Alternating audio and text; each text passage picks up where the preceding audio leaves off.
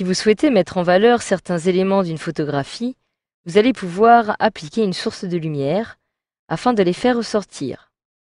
Donc, comme vous pouvez le voir, j'ai ici une image et je souhaiterais par exemple me centrer un peu plus sur le visage de cette jeune femme. Donc pour cela, je vais dans un premier temps tout simplement réaliser une copie de mon image arrière-plan afin de réaliser une sauvegarde. Donc je me place dessus, je réalise un clic droit, dupliquer le calque, je peux ici le renommer et je clique sur OK pour valider le tout. Je vais donc maintenant pouvoir travailler sur ce calque, je clique donc dessus pour le sélectionner.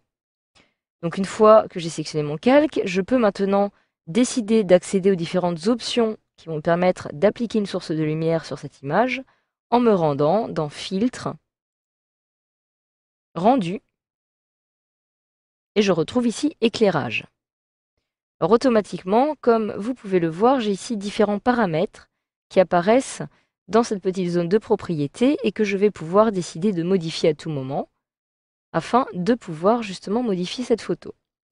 Donc j'ai ici un petit cercle qui est apparu sur mon image. Il s'agit justement de ma source de lumière. Je vais donc pouvoir la modifier.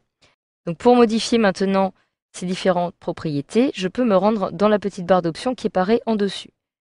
Je retrouve ici Personnaliser. Donc si je clique sur ce petit menu, je vais pouvoir accéder aux différents types de sources de lumière qui me sont proposées par mon logiciel Photoshop. Par exemple, je retrouve ici un projecteur à 45 degrés. Donc à chaque fois que vous allez avoir un petit cercle qui apparaît, il s'agit en fait de la source de lumière. À droite, vous retrouvez les différentes propriétés propres à ce style. Je peux ainsi maintenant choisir par exemple cercle lumineux. Donc ici, je vais avoir plusieurs sources de lumière comme vous pouvez le voir. Ou encore projecteur puissant. Donc en ce qui nous concerne, dans cette formation, nous allons simplement nous centrer sur l'option par défaut que nous allons sélectionner et qui va nous permettre nous-mêmes de choisir notre source de lumière. Donc je retrouve ici, par défaut, que je sélectionne et que je vais donc maintenant pouvoir modifier.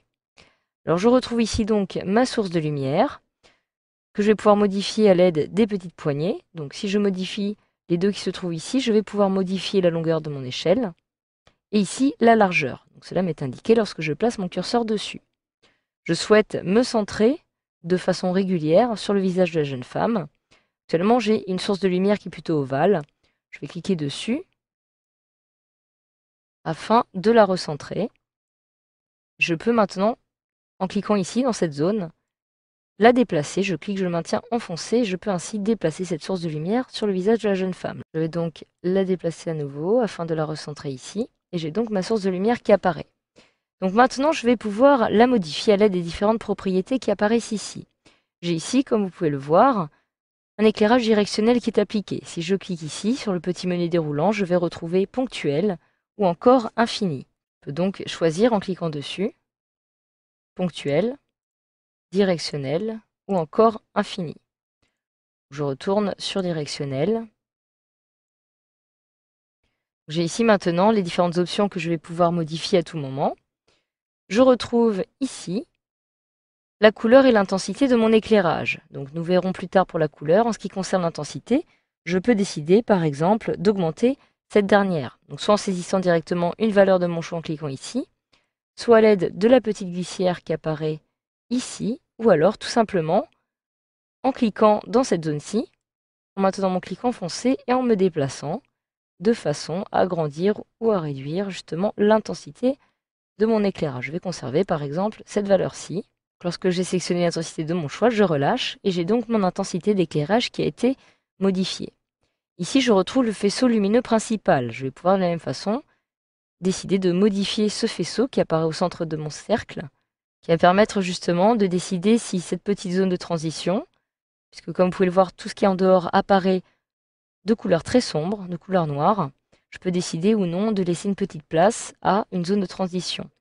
Si je me déplace plus vers la droite, vous pouvez le voir, cette zone de transition n'existe plus, puisque je suis actuellement au maximum. Je peux aussi décider de la réduire, comme ceci, en réduisant le faisceau lumineux principal. Je vais conserver une zone de transition plutôt faible, avec un faisceau lumineux principal assez grand. Alors ici, maintenant, vous allez pouvoir décider, par exemple, d'ajuster l'exposition de votre image, donc qui se trouve dans cette source d'éclairage, à l'aide de cette petite glissière, et aussi modifier par exemple la brillance ou encore de donner un effet métallique à votre image. Donc vous allez ici pouvoir ajuster la brillance. Donc, plus je me déplace vers la droite et plus la brillance va être élevée. Plus je me déplace vers la gauche et moins celle-ci le sera. On conserve une image sans trop de brillance en restant ici. Pour donner un effet métallique, il vous suffit de la même façon de vous déplacer vers la droite ou alors vers la gauche si vous ne souhaitez pas disposer de cet effet. Donc voilà, jusqu'à présent, nous avons vu maintenant comment modifier les différentes propriétés de la source lumineuse et vous pouvez aussi décider de modifier la couleur de celle-ci.